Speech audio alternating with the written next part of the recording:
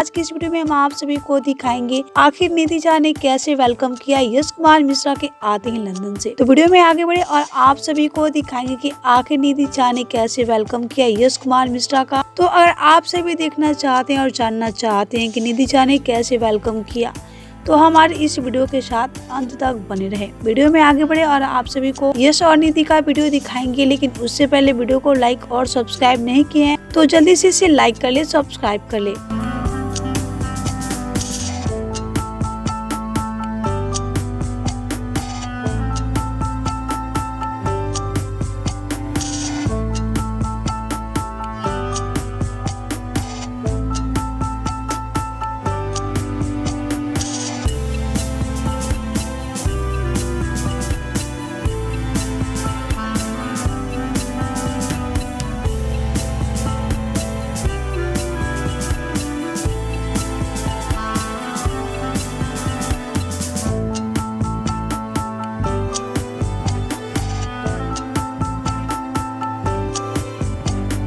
तो आप सभी को यश और निधि झा का ये वीडियो देखकर कैसा लगा हमें नीचे कमेंट बॉक्स में बताना ना भूले।